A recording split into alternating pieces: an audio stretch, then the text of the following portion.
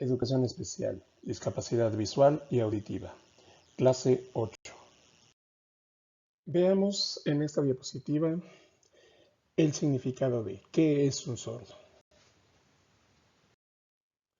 Un sordo es un ser humano afectado por una disminución o ausencia de su sentido de la audición.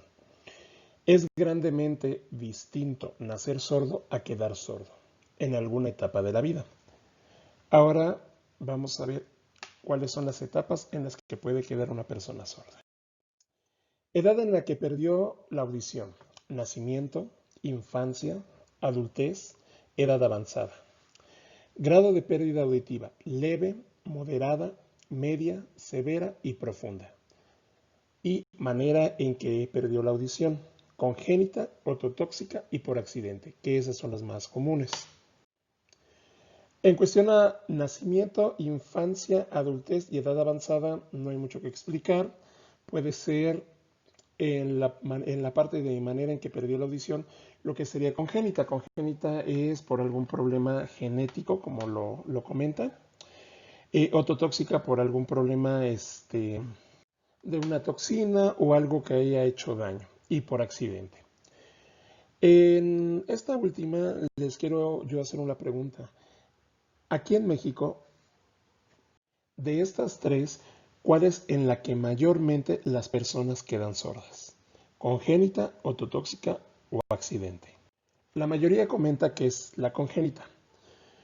Algunos dicen que es la ototóxica, pero casi siempre se inclinan por lo que es la congénita. En realidad es la ototóxica. El 85% de las personas sordas en México quedan sordas por un mal diagnóstico. ¿Y quién es el que hace el mayor número de personas sordas en México? Es el Seguro Social. Se confunde por lo general un cuadro de infección con un cuadro de alergia. A partir de ahí vienen todos estos problemas que van suscitando que el niño vaya perdiendo la audición. Por lo general llegas a la consulta, el médico te observa de lejos y dice, sí, es infección de la garganta o es infección, ¿no? A veces me te dan una pequeña checadita, pero nunca ven a profundidad, nunca pueden observar bien o hacen el estudio completo para descartar que no solo sea una infección, sino que también puede ser una alergia. Mandan el típico cuadro de ampicilina, pamprocilina y todo lo que termina en silina y empieza a destruir lo que son las células del oído. Pueden quedar sordos desde temprana edad y de forma gradual, pasando por lo que es la leve, la moderada, la media, incluso hasta llegar a una severa o a una profunda. Hay algunos casos en los que les llega a ayudar la curveta, pero por lo general sí es progresivo el deterioro de la audición. Y por accidente y congénita solo es un menor de este caso. Muchos tienen la idea de que si tienen los dos son sordos, van a tener un hijo sordo, y eso es mentira. Son pocas las probabilidades que hay que los padres sordos tengan un hijo sordo. Así es. Ahora pasamos a algo interesante. El sordomudo es idiota. Aristóteles. 384 a.C., 322 a.C. Aquí la pregunta es, si lo dijo Aristóteles, ¿es verdad? ¿Es verdad que el sordomudo es idiota? Al final de cuentas lo dijo una figura reconocida. Para poder discernir esto, que ha ocasionado muchos problemas en la educación de las personas sordas, ya que en varios textos llegabas, cuando se ponía a investigar en cuestión a lo que era la cultura de los sordos y todo eso, venía eso. El sordomudo es idiota, entonces no podía ser educado. Pero empecemos. ¿Qué significa el ser idiota? La palabra. Recuerden que en las clases anteriores vimos lo que era anacronismo y presentismo. Es uno de los detalles que ha ocasionado que nos vayamos teniendo problemas para lo que es la educación de las personas sordas.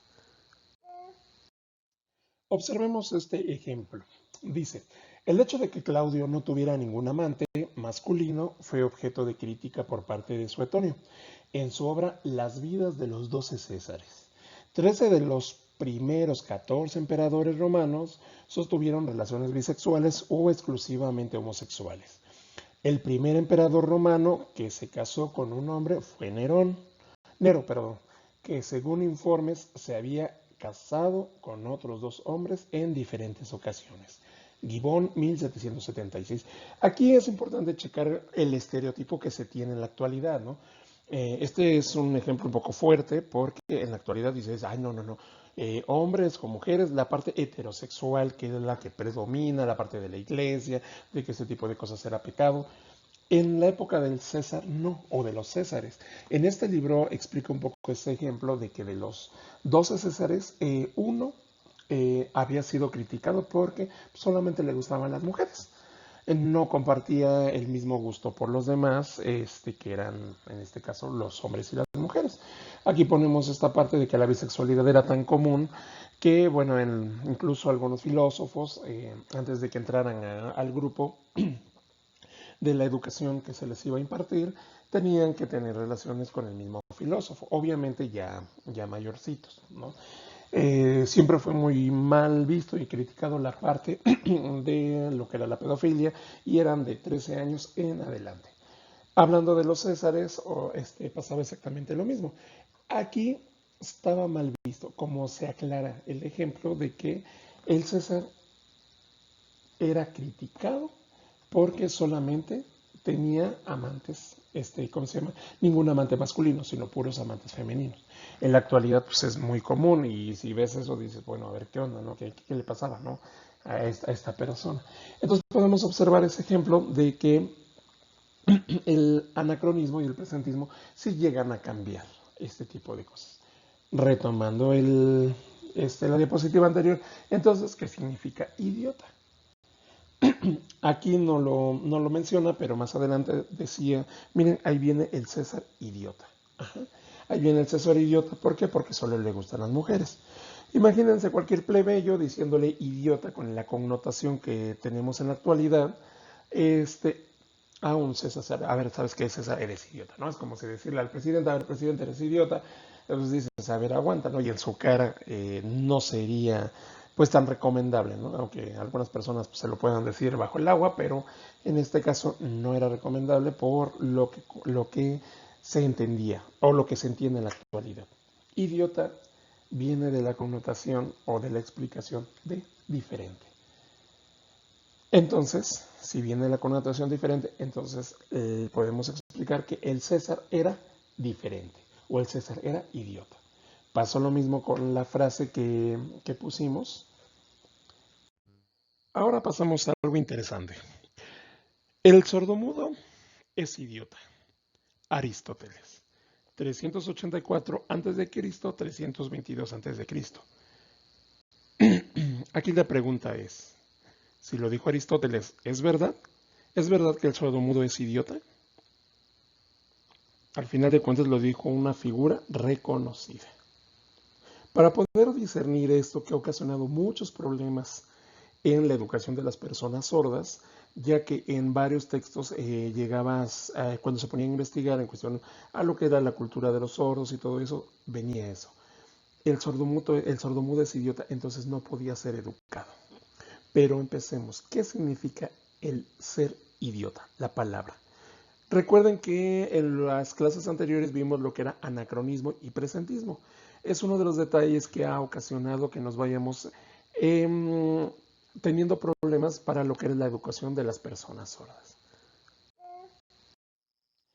Argumento ad veracundiam. ¿Qué es el argumento ad veracundiam? Es una falacia. Dice la falacia ad veracundiam o magis dixit o argumento a la autoridad. Es una falacia que consiste en aludir al prestigio de la persona o grupo, pero sin aportar razones. En pocas palabras es, porque él es médico, tiene la razón. Porque él es psicólogo, tiene la razón. Porque él es el presidente, tiene la razón. Porque él es diputado, tiene la razón. Muchas veces caemos en esa falacia, en esa idea que no tiene sustento de que porque esa persona tiene un rango más alto que uno, una experiencia un poco mayor que nosotros en algún tema, significa que lo que dice es verdad. Y no es cierto. Vamos a poner otros ejemplos.